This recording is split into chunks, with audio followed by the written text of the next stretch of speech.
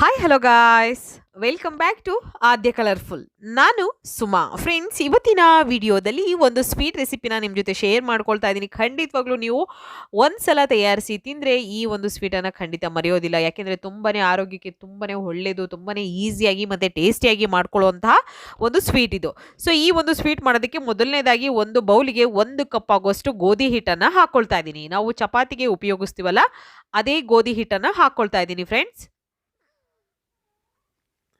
ನಂತರ ಇದಕ್ಕೆ 2 ಸ್ಪೂನ್ ಆಗುವಷ್ಟು 2 ಟೇಬಲ್ ಸ್ಪೂನ್ ಆಗುವಷ್ಟು ಮೈದಾ ಹಿಟ್ಟನ್ನು ಹಾಕ್ಕೊಳ್ತಾ ಇದ್ದೀನಿ.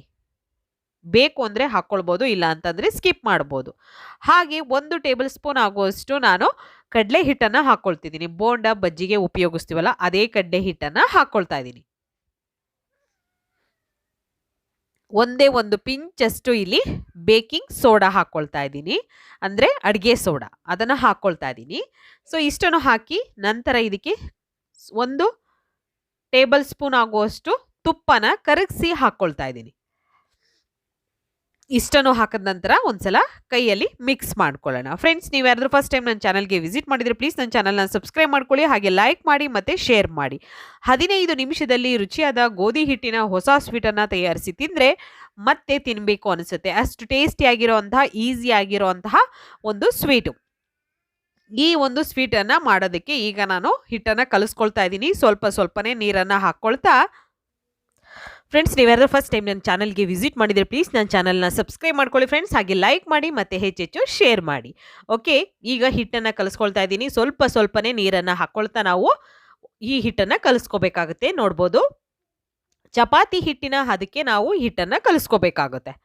ಕೇವಲ 15 ನಿಮಿಷದಲ್ಲಿ ಆಗುವಂಥ ಒಂದು ರುಚಿಯಾದ ಒಂದು ಸ್ವೀಟ್ ಇದು. ಖಂಡಿತವಾಗ್ಲೂ ನೋಡಿ, ಈ ಹಿಟ್ಟನ್ನು ಈ ರೀತಿ ಕಲಿಸ್ಕೋಬೇಕು. ಇದಕ್ಕೆ ಈಗ ಮತ್ತೆ ಒಂದು ಸ್ವಲ್ಪ ಆಯಿಲ್ ಅಥವಾ ತುಪ್ಪ ಯಾವುದನ್ನು ಬೇಕಿದ್ರೂ ಹಾಕ್ಕೊಳ್ಬೋದು. ಸ್ವಲ್ಪ ಆಯಿಲ್ ಹಾಕ್ಕೊಳ್ತಾ ಇದ್ದೀನಿ ನಾನು. ಆಯಿಲ್ ಹಾಕಿದ ನಂತರ ಇದನ್ನು ನೀಟಾಗಿ ಒಂದ್ಸಲ ಈ ರೀತಿ ನಾದ್ಕೊಳ್ತಾ ಇದ್ದೀನಿ. 1 ಸೆಕೆಂಡ್ವರೆಗೂ ನಾದ್ಕೊಳ್ತಾ ಇದ್ದೀನಿ ಅಷ್ಟೇ, ಜಾಸ್ತಿ ಟೈಮ್ ತಗೊಳ್ಳಲ್ಲ. ನಾದ್ಕೊಂಡ ನಂತರ ಇದನ್ನು ಇದ್ರ ಮೇಲೆ ಒಂದು ಪ್ಲೇಟನ್ನು ಮುಚ್ಚಿಬಿಟ್ಟು ನಾವು ಒಂದು 5 ನಿಮಿಷ ಇದನ್ನು ರೆಸ್ಟಿಗೆ ಬಿಟ್ಬಿಡೋಣ. ಓಕೆ, ಈಗ ಬೇರೆ ಇದನ್ನೆಲ್ಲ ನಾವು ರೆಡಿ ಮಾಡೋವರೆಗೂ ಇದನ್ನು ರೆಸ್ಟಿಗೆ ಇಟ್ಟರೆ ಸಾಕಾಗುತ್ತೆ. ಜಾಸ್ತಿ ಟೈಮ್ ಏನು ತೊಗೊಳೋದಿಲ್ಲ ಇದು. ಓಕೆ, ಈಗ ನಾನು ಇದ್ರ ಮೇಲೆ ಒಂದು ಪ್ಲೇಟನ್ನು ಮುಚ್ತಾ ಇದ್ದೀನಿ. ತುಂಬಾ ಈಸಿಯಾಗಿರುವಂಥ ಒಂದು ಸ್ವೀಟ್ ರೆಸಿಪಿ. ಖಂಡಿತವಾಗ್ಲೂ ಯಾವುದೇ ಹಬ್ಬ ಹರಿದಿನಗಳಲ್ಲಿ ಮಾಡ್ಕೋಬೋದು. ನೀವು ಇಂಥ ದಿನವೇ ಮಾಡ್ಕೋಬೇಕು ಅಂತ ಏನಿಲ್ಲ. ತುಂಬಾ ನಿಮಗೆ ಸ್ವೀಟ್ ಯಾವಾಗ ತಿನ್ನಬೇಕು ಅನಿಸುತ್ತೋ ಆವಾಗ ರುಚಿಯಾಗಿರುವಂಥ ಒಂದು ಸ್ವೀಟನ್ನು ತಯಾರಿಸ್ಕೋಬೋದು. ನಂತರ ಇದಕ್ಕೆ ಒಂದು ಪಾತ್ರೆ ತೊಗೊಂಡಿದ್ದೀನಿ. ಅದಕ್ಕೆ 1 ಕಪ್ ಆಗುವಷ್ಟು ಬೆಲ್ಲ ಹಾಕ್ಕೊಳ್ತಾ ಇದ್ದೀನಿ. ಬೆಲ್ಲಕ್ಕೆ ನಾನು 2 ಕಪ್ ಆಗುವಷ್ಟು ನೀರನ್ನು ಹಾಕ್ಕೊಳ್ತಾ ಇದ್ದೀನಿ. 1 ಕಪ್ ಬೆಲ್ಲಕ್ಕೆ 2 ಕಪ್ ನೀರನ್ನು ಹಾಕ್ಕೊಳ್ತಾ ಇದ್ದೀನಿ.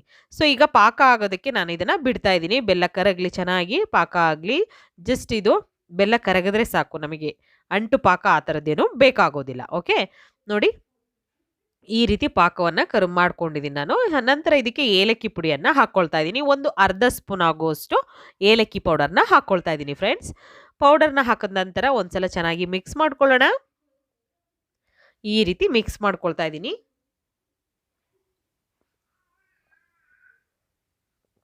ನೋಡಿ, ಹೀಗೆ ಈಗ ಚೆನ್ನಾಗಿ ಕುದಿ ಬರ್ತಾ ಇದೆ. ಬೆಲ್ಲ ಎಲ್ಲ ನೀಟಾಗಿ ಕರಗಿದೆ. ಸೊ ಇದನ್ನು ಒಂದು ಸೈಡು ತೆಗೆದಿಟ್ಕೊಂಡ್ಬಿಡೋಣ. ಈಗ ಹಿಟ್ಟನ್ನು ತಗೊಳ್ಳೋಣ. ಫಸ್ಟು ಹಿಟ್ಟು ನೋಡ್ಕೊಳ್ಳಿ. ಈಗ 1 ಸೆಕೆಂಡ್ವರೆಗೂ ಮತ್ತೆ ನಾದ್ಕೊಳ್ಳೋಣ. ಜಾಸ್ತಿ ಏನು ನಾದೋದು ಬೇಕಾಗೋದಿಲ್ಲ, ತುಂಬಾ ಬೇಗ ಆಗೋವಂಥ ರೆಸಿಪಿ ಇದು. ನೋಡಿ, ಈ ಥರ ಚಪಾತಿ ಹಿಟ್ಟಿನ ಥರ ನಾವು ಚಪಾತಿ ಲಟ್ಟಿಸಬೇಕಾದ್ರೆ ಹೇಗೆ ಮಾಡ್ಕೊಳ್ತೀವಲ್ಲ, ಆ ರೀತಿ ರೌಂಡ್ ಶೇಪಲ್ಲಿ ಮಾಡ್ಕೊಳ್ಳೋಣ. ಸ್ವಲ್ಪ ಈಗ ಮಣೆ ಮೇಲೆ ನಾವು ಸ್ವಲ್ಪ ಹಸಿಟ್ಟನ್ನು ಹಾಕ್ಕೊಳ್ಬೇಕಾಗುತ್ತೆ. ನಾನಿಲ್ಲಿ ಗೋಧಿ ಹಿಟ್ಟನ್ನು ತೊಗೊಂಡಿದ್ದೀನಿ. ಗೋಧಿ ಹಿಟ್ಟನ್ನು ಹಾಕ್ಕೊಂಡ ನಂತರ ಅದ್ರ ಮೇಲೆ ಇವಾಗ ನಾವು ಈ ಹಿಟ್ಟನ್ನು ಇಟ್ಟು ಲಟ್ಟಿಸ್ಕೊಳ್ಳೋಣ. ಜಾಸ್ತಿ ತೆಳ್ಳಗೇನು ಲಟ್ಟಿಸ್ಕೊಳ್ಳೋದು ಬೇಡ, ಹಾಗೆ ಜಾಸ್ತಿ ದಪ್ಪ ಕೂಡ ಬೇಡ. ಮೀಡಿಯಮ್ ಆಗಿ ಲಟ್ಟಿಸ್ಕೊಂಡ್ರೆ ಸಾಕಾಗುತ್ತೆ ಫ್ರೆಂಡ್ಸ್. ತುಂಬಾ ಟೇಸ್ಟಿಯಾಗಿ ಆಗುತ್ತೆ ಈ ಒಂದು ಸ್ವೀಟು. 15 ನಿಮಿಷದಲ್ಲಿ ನೀವು ಗೋಧಿ ಹಿಟ್ಟಿನ ಒಂದು ಹೊಸ ಸ್ವೀಟನ್ನು ತಯಾರಿಸ್ಬೋದು. ಒಂದ್ಸಲ ತಯಾರಿಸಿ ತಿಂದರೆ ಮತ್ತೆ ಮಾಡ್ಕೊಂಡು ತಿಂತೀರಾ 100%. ಯಾಕೆಂದರೆ ಟೇಸ್ಟು ಹಾಗೇ ಇರುತ್ತೆ ಮತ್ತು ಎಲ್ಲರಿಗೂ ಇಷ್ಟ ಆಗುತ್ತೆ. ಓಕೆ, ಸೊ ನೋಡಿ, ಈ ಥರ ನಾನು ಲಟ್ಟಿಸ್ಕೊಂಡಾಗಿದೆ, ಪೂರ್ತಿಯಾಗಿ ಲಟ್ಟಿಸ್ಕೊಂಡಿದ್ದೀನಿ. ನಂತರ ಇದ್ರ ಮೇಲೆ ಈಗ ಸ್ವಲ್ಪ ತುಪ್ಪ ಹಾಕ್ಕೊಳ್ಳೋಣ. ತುಪ್ಪ ಅಥವಾ ದಾಲ್ಡಾ ಅಥವಾ ಆಯಿಲ್ ಯಾವುದನ್ನು ಬೇಕಿದ್ರೂ ಹಾಕ್ಕೊಳ್ಬೋದು. ನಂತರ ಮತ್ತೆ ಇದ್ರ ಮೇಲೆ ಸ್ವಲ್ಪ ಫ್ಲೋರು ಅಂದರೆ ಹಿಟ್ಟನ್ನು ಹಾಕ್ಕೊಳ್ಳೋಣ. ಗೋಧಿ ಹಿಟ್ಟು ಅಥವಾ ಮೈದಾ ಹಿಟ್ಟಲ್ಲೇ ಮಾಡ್ಕೊಳ್ತೀವಿ ಅಂದರೆ ಮೈದಾ ಹಿಟ್ಟಲ್ಲೂ ಮಾಡ್ಕೊಬೋದು. ಸೊ ನೋಡಿ, ಈ ರೀತಿ ಸ್ವಲ್ಪ ಹಿಟ್ಟನ್ನು ಹಾಕಿದ ನಂತರ ಇವಾಗ ನಾವು ಹೀಗೆ ಮಡ್ಚೋಣ. ನೋಡಿದ್ರಲ್ಲ, ಈ ರೀತಿ ಮಡಚ್ಕೊಳ್ತಾ ಇದ್ದೀನಿ.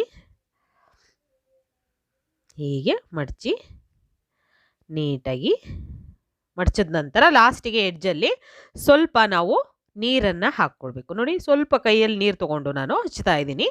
ಈ ರೀತಿ ನಾವು ಹಚ್ಚಿದ ನಂತರ ಮತ್ತೆ ಇದನ್ನು ಕ್ಲೋಸ್ ಮಾಡ್ಕೊಳ್ಳೋಣ.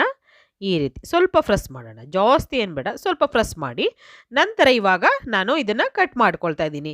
1 ಇಂಚಷ್ಟು ಅಗಲ ನಾನು ಕಟ್ ಮಾಡ್ಕೊಳ್ತಾ ಇದ್ದೀನಿ. ಸೊ ನಿಮಗೆ ಹೇಗೆ ಬೇಕು ನೋಡಿಕೊಂಡು ನೀವು ಯಾವ ಶೇಪಲ್ಲಿ ಬೇಕೋ ಆ ಶೇಪಲ್ಲೂ ಕೂಡ ಕಟ್ ಮಾಡ್ಕೋಬೋದು, ಏನು ತೊಂದರೆ ಇಲ್ಲ. ನೋಡಿ, ಹೀಗೆ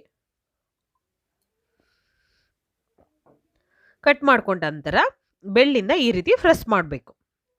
ನೋಡಿದ್ರಲ್ಲ, ಹೀಗೆ ತುಂಬಾ ಈಸಿ. ಇದಂತೂ ಮಾಡೋದು ನಿಮಗೆ ಖಂಡಿತವಾಗ್ಲೂ ತುಂಬಾ ಒಂದು ಮಡ್ತಾ ಕಾಜಾ ರೆಸಿಪಿ ಮಾಡೋದು ತುಂಬ ಈಸಿ. ಬೆಲ್ಲದಲ್ಲಿ ಮಾಡಿರುವಂಥ ಮಡ್ತಾ ಕಾಜಾ ಖಂಡಿತವಾಗ್ಲೂ ಒಂದ್ಸಲ ತಯಾರಿಸಿ ಫ್ರೆಂಡ್ಸ್. ಓಕೆ, ಈಗ ಎಣ್ಣೆ ಕಾಯಕ್ಕೆ ನಾನು ಸ್ಟವ್ ಹಚ್ಚಿ 1-2 ಸೆಕೆಂಡ್ ಆಗಿದೆ ಅಷ್ಟೇ.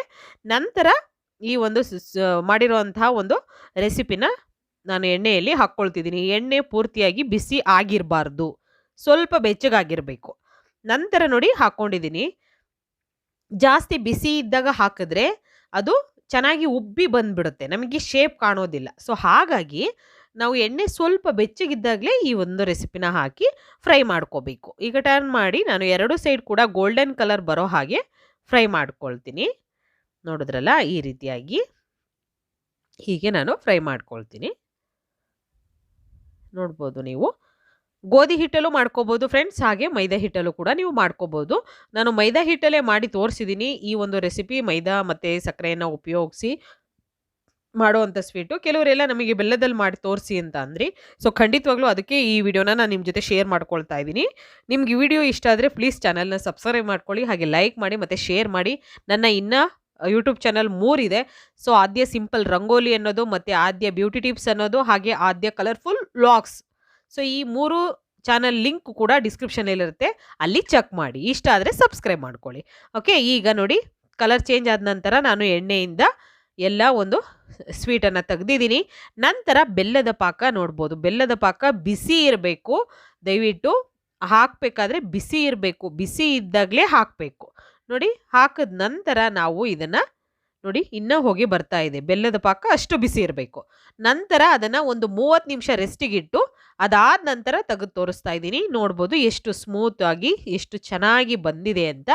ನೀವು ಕೂಡ 15 ನಿಮಿಷದಲ್ಲಿ ರುಚಿಯಾದ ಒಂದು ಗೋಧಿ ಹಿಟ್ಟಿನ ಹೊಸ ಸ್ವೀಟನ್ನು ತಯಾರಿಸಿ ಒಂದ್ಸಲ ತಿನ್ನಿ, ಹೇಗೆ ಬಂತು ಅಂತ ತಪ್ಪದೆ ಕಾಮೆಂಟ್ ಸೆಕ್ಷನಲ್ಲಿ ತಿಳಿಸಿ. ವಿಡಿಯೋ ಇಷ್ಟ ಆಗಿದ್ರೆ ಚಾನಲ್ನ ಸಬ್ಸ್ಕ್ರೈಬ್ ಮಾಡ್ಕೊಳ್ಳಿ ಫ್ರೆಂಡ್ಸ್, ಲೈಕ್ ಮಾಡಿ ಮತ್ತು ಹೆಚ್ಚೆಚ್ಚು ಶೇರ್ ಮಾಡಿ. ಇವತ್ತಿನ ವಿಡಿಯೋನ ಇಲ್ಲಿಗೆ ಮುಗಿಸ್ತಾ ಇದ್ದೀನಿ. ಬಾಯ್, ಸಿ ಯು, ಟೇಕ್ ಕೇರ್.